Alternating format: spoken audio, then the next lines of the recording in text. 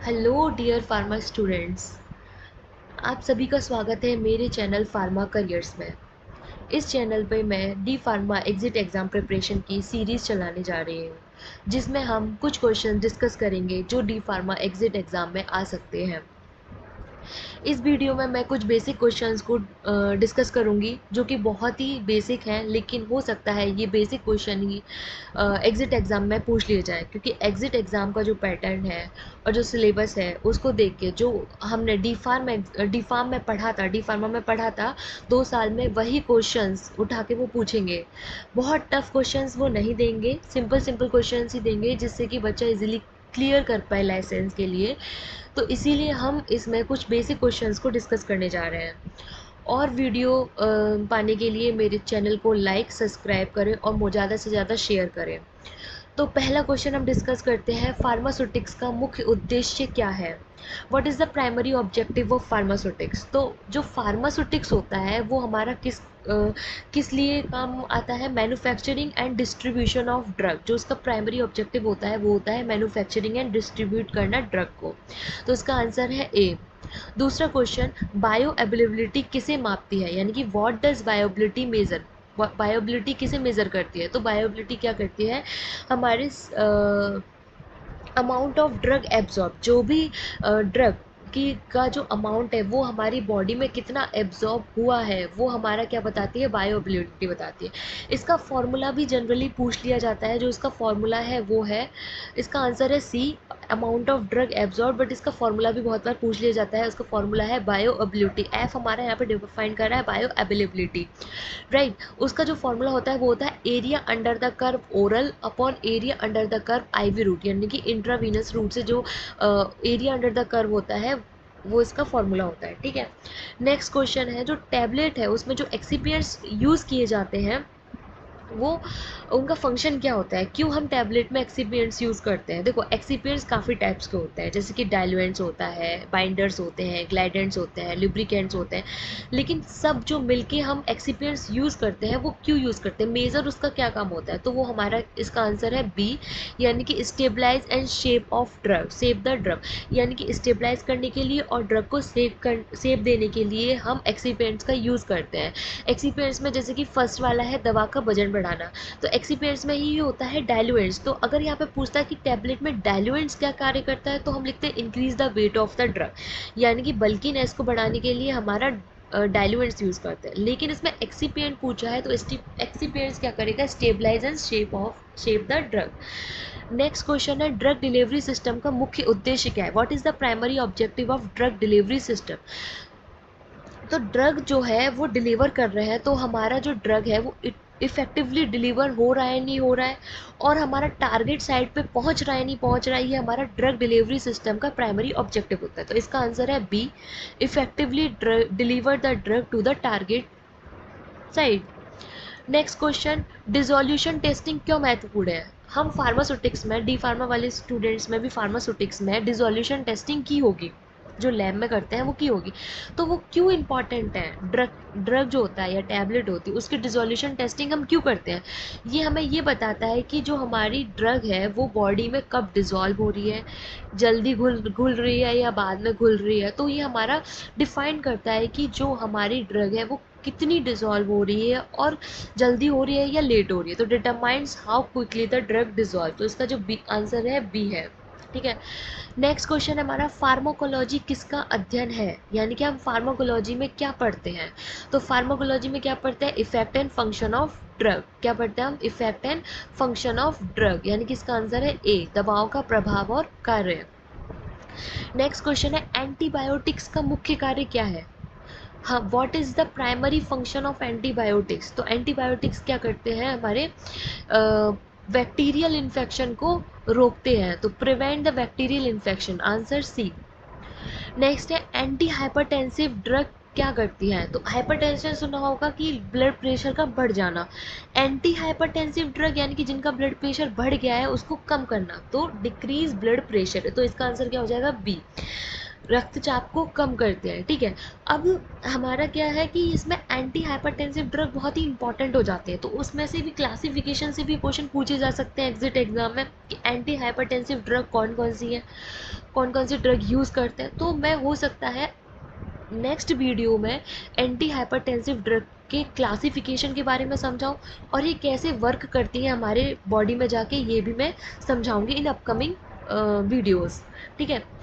Next है NSAIDs का मुख्य साइड इफेक्ट क्या है। तो सबसे पहले हमें ये जानना पड़ेगा कि ये NSAIDs होते क्या हैं। तो NSAIDs है non steroidal anti inflammatory drugs. इसको याद कर लेना कि NSAIDs, क्योंकि डायरेक्ट क्वेश्चन पूछा जा सकता है NSAIDs लिखा हुआ, तो अब किसी को नहीं पता NSAIDs क्या होते हैं।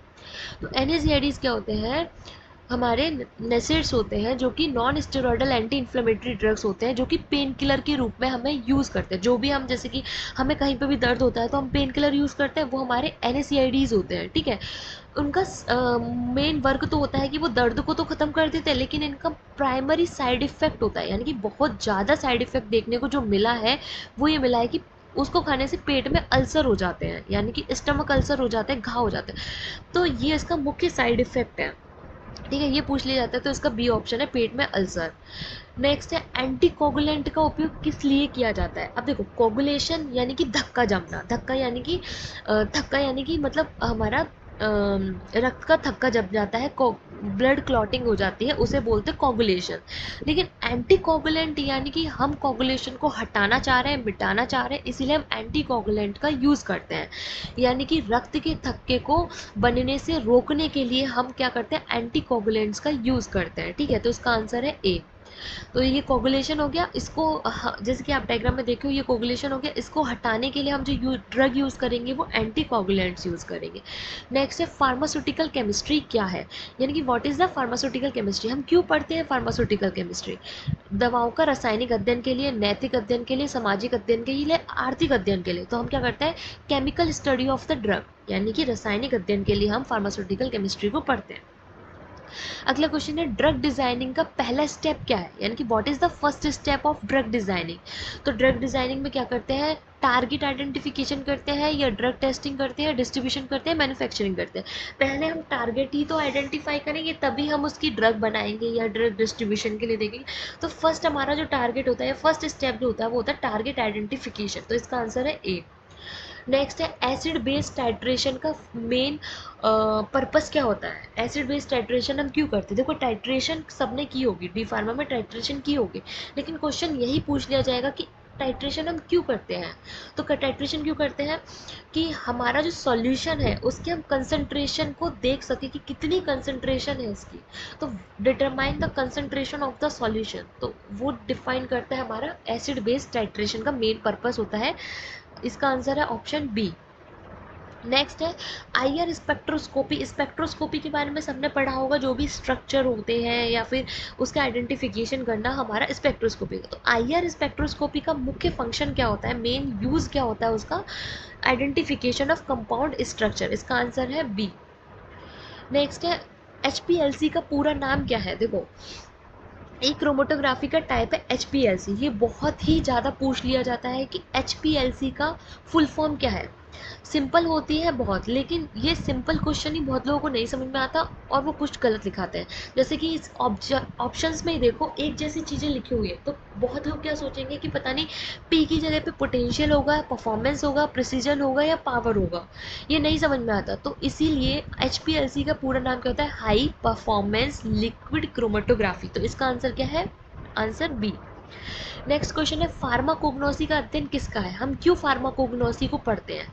फार्माकोग्नोसी डी फार्मा में सबने पढ़ा होगा। तो हम क्या पढ़ते हैं फार्माकोग्नोसी में, drug obtain from artificial source, कृत्रिम स्रोतों से प्राप्त औषधियों का, या फिर नेचुरल सोर्स, या फिर केमिकल सोर्स, या फिर ऑल टाइप्स ऑफ सोर्स। तो हम क्या पढ़ते हैं फार्माकोग्नोसी में, natural source, drug obtain from the natural source. जो हमें नेचुरल सोर्स से ड्रग मिलती हैं उनका जो हम स्टडी करते हैं वो किस में करते हैं, फार्माकोग्नोसी में करते हैं, राइट। तो इसका आंसर क्या हो गया, बी।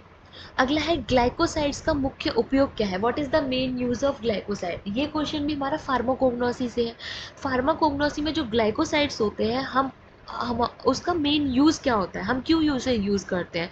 तो देखना, ग्लाइकोसाइड में तुमने पढ़ा होगा डिजिटेलिस, ठीक है। डिजिटलिस, डिजॉक्सी, ये सारे जो होते हैं वो हमारे किस लिए यूज़ होते हैं? ट्रीट हार्ट डिसीज़ को ट्रीट करने के लिए ये यूज़ होते हैं। तो इसका ऑप्शन क्या हो जाएगा? B will be right answer. ठीक है।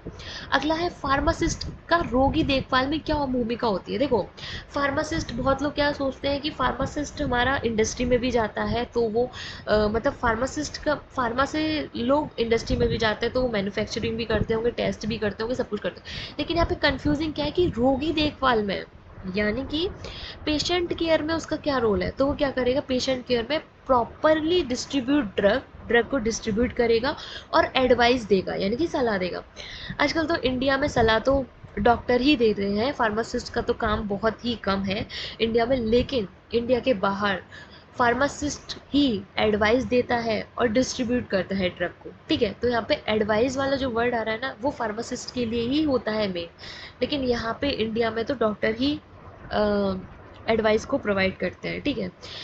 तो इसका आंसर होगा C. C will be right answer. Next है, एल्कलॉइड्स के उदाहरण क्या है? जैसे कि हम फार्माकोग्नोसी में पढ़ेंगे कि एल्कलॉइड्स में मॉर्फिन और कोडिन को पढ़ेंगे, तो इसका आंसर क्या होगा? मॉर्फिन और कोडिन। ठीक है। तो इसका आंसर है बी। अब है, एस्कॉर्बिक एसिड का मुख्य सोर्स क्या है? यानी कि what is the main source of ascorbic acid? Ascorbic acid होता है तो वो हमें कहाँ से मिलता है? तो एस्कॉर्बिक एसिड हमें कहाँ से मिलता है? फ्रूट जूस से मिलता है, और वो कि जो कि बहुत मेन इंपॉर्टेंट होता है हमारी बॉडी के लिए। तो इसका आंसर है बी। ठीक है। तो ये है एस्कॉर्बिक एसिड, जो कि हमें फ्रूट से मिलता है। डायग्राम को देख के फ्रूट याद रह जाएंगे, तो एस्कॉर्बिक एसिड याद रख लेना कि वो हमें फलों की रस से मिलता है। ठीक है। नेक्स्ट है पैक्टिन। पैक्टिन का उपयोग किस में किया जाता है? पैक्टिन का उपयोग किस में किया जाता है? तो पैक्टिन हम यूज़ करते हैं जैम और जेली बनाने में, तो इसका आंसर होगा A. A will be right answer. Sterilization, next question है, स्टरलाइजेशन का मुख्य उद्देश्य क्या है? हम क्यों स्टरलाइज करते हैं? तो देखा होगा कभी भी कोई लैब में वर्क कर रहा होता है तो कहता है ग्लासवेयर को स्टरलाइज कर लो। ठीक है। इक्विपमेंट्स, उसमें ग्लासवेयर से स्टरलाइज कर लो सारे, तो जो स्टरलाइज करते हैं हम क्यों करते हैं? माइक्रो ऑर्गेनिज्म को हटाने के लिए, तो स्टरलाइजेशन करते हैं। तो A will be right answer. देखो, ये स्टरलाइजेशन किए जा रहे हैं सारे इक्विपमेंट्स, जो भी हमारे ग्लासवेयर्स हैं, ठीक है, तो वो हमारे क्या किए जा रहे हैं? स्टरलाइज किए जा रहे हैं, जिससे कि उसके माइक्रो ऑर्गेनिज्म हट जाए और अच्छी तरह उनको यूज़ किया जा सके। नेक्स्ट है एंटीसेप्टिक, और हम एंटीसेप्टिक क्यों यूज़ करते हैं? हम स्किन को क्लीन करने के लिए एंटीसेप्टिक का यूज़ करते हैं, जिससे कि हमारे स्किन क्लीन हो जाए। ठीक है। तो इसका A will be right answer.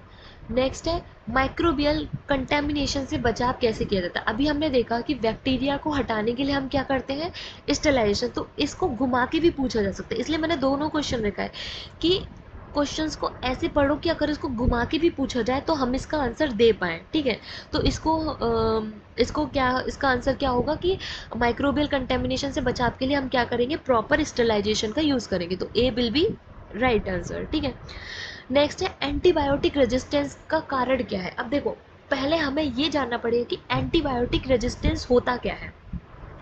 पहली बात मैं ये बताऊं कि एंटीबायोटिक रेजिस्टेंस केवल और केवल बैक्टीरिया की वजह से कॉज होता है। ठीक है। मतलब एंटीबायोटिक की वजह से ही कॉज होता है, बैक्टीरिया की वजह से। अब इसमें क्या होता है कि हम एंटीबैक्टीरियल ड्रग दे रहे हैं उसको। ठीक है।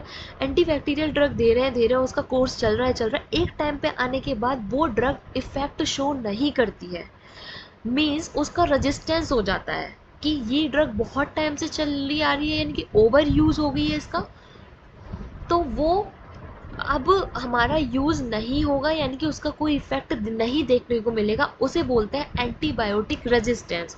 तो उसका क्या कारण होता है कि हमने बहुत ज़्यादा एंटीबायोटिक यूज़ कर लिया, तो A will be right answer.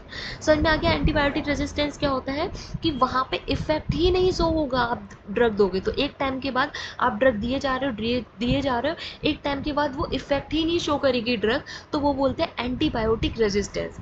ये केवल बैक्टीरिया के केस में होता है, एंटीबायोटिक के केस में होता है, इसीलिए हम इसे एंटीबायोटिक रेजिस्टेंस बोलते हैं। ठीक है। नेक्स्ट है, माइक्रोबियल कल्चर का मुख्य उद्देश्य क्या है? अब देखो, माइक्रोबियल कल्चर हम क्यों यूज़ करते हैं? माइक्रोबियल कल्चर से समझ में आ रहा है कि हम उसका कल्चर रेडी करते हैं, उसको उस टाइप का खाना देते हैं, उस टाइप का इन्वायरमेंट देते हैं जिसकी वजह से माइक्रो ऑर्गेनिज्म ग्रो कर पाएँ। ठीक है। तो माइक्रोबियल कल्चर का मेन पर्पस होता है माइक्रो ऑर्गेनिज्म को बढ़ाना, यानी कि ए विल बी राइट आंसर। ठीक है। नेक्स्ट है, फार्मेसी में फार्माकोविजिलेंस का क्या महत्व है, यानी कि what is the importance of pharmacovigilance in pharmacy. अब फार्माकोविजिलेंस होता क्या है, मीन्स मान के चलो कहीं पे साइड इफेक्ट देखने को मिला, एडवर्स इफेक्ट देखने को मिला, तो ये कौन देखता है, ये हमारा फार्माको विजिलेंस डिपार्टमेंट देखता है, यानी कि मॉनिटर ड्रग साइड इफेक्ट। तो B will be right answer, दवाओं के दुष्प्रभाव की निगरानी करना हमारा फार्माको विजिलेंस का काम होता है। नेक्स्ट क्वेश्चन है हमारा, फार्माको इकोनॉमिक्स का मेन ऑब्जेक्टिव क्या होता है। जैसे कि नाम से पता चल रहा है फार्माको इकोनॉमिक्स, इकोनॉमिक्स से इकोनॉमी समझ में आ रही है, यानी कि लागत। ठीक है। कॉस्ट, कॉस्ट समझ में आ रही है, यानी कि analyse the cost and effectiveness of drug, define the pharmacoeconomics. तो A will be right answer. Next है, बायो ट्रांसफॉर्मेशन क्या है, बायो ट्रांसफॉर्मेशन क्या है। तो बायो ट्रांसफॉर्मेशन क्या करती है, बायो ट्रांसफॉर्मेशन हमारा बेसिकली फार्माकोकाइनेटिक में आता है, फार्माकोलॉजी में, या बायो फार्मास्यूटिक्स में भी पढ़ा होगा बायो ट्रांसफॉर्मेशन। बायो ट्रांसफॉर्मेशन होता क्या है कि जो हमारी ड्रग बॉडी में जा रही हैं, ठीक है, वो वो मेटाबोलाइज भी तो होंगी, वो निकलेंगी भी तो सही, वो हमारी कन्वर्ट होगी लिपोफिलिक से हाइड्रोफिलिक में। तो ये मेटाबॉलिज्म की जो प्रोसेस होती है उसे हम बायो ट्रांसफॉर्मेशन कहते हैं। तो यानी कि दवाओं का मेटाबॉलिज्म ही बायो ट्रांसफॉर्मेशन कहलाता है। तो C will be right answer. Next और लास्ट क्वेश्चन इसका है, एलिमिनेशन हाफ लाइफ का क्या मतलब है। What does elimination half life, मतलब कि एलिमिनेशन हाफ लाइफ से समझ रहे होंगे कि आधे समय, ठीक है, हाफ लाइफ आधे समय। तो यहाँ पे आंसर एक ही आधे समय, वैसे तो आप लगा सकते हो, लेकिन जानना भी तो जरूरी है कि एलिमिनेशन हाफ लाइफ होती क्या है। तो हमारे जो दवा शरीर से आधे समय में निकलने का जो समय होता है, यानी कि time taken for the body to eliminate half of the drug is called the elimination half life. So D will be right answer. तो ये था हमारे 30 क्वेश्चन। अगर ये अच्छे लगे हो तो लाइक करिएगा, कमेंट करिएगा। मैं और videos D pharma exit exam preparation के लिए बनाऊंगी और बहुत अच्छे अच्छे क्वेश्चंस लेकर आऊँगी जो बिल्कुल डी फार्मा एग्जिट एग्ज़ाम में आएंगे, और वो मेरे हिंदी में भी रहेंगी और इंग्लिश में भी रहेंगी, क्योंकि डी फार्म वाले बहुत सारे बच्चे इंग्लिश में नहीं पढ़ पाते, तो वो हिंदी में भी करके तैयारी करके जा सकते हैं। और डी फार्मा एग्जिट एग्ज़ाम दोनों लैंग्वेज में रहेगा, हिंदी और इंग्लिश। तो आप दोनों तरह से प्रिपरेशन कर सकते हैं, जो आपको ईजी लगे उस तरह से आप तैयारी कर सकते हैं। So thank you so much guys.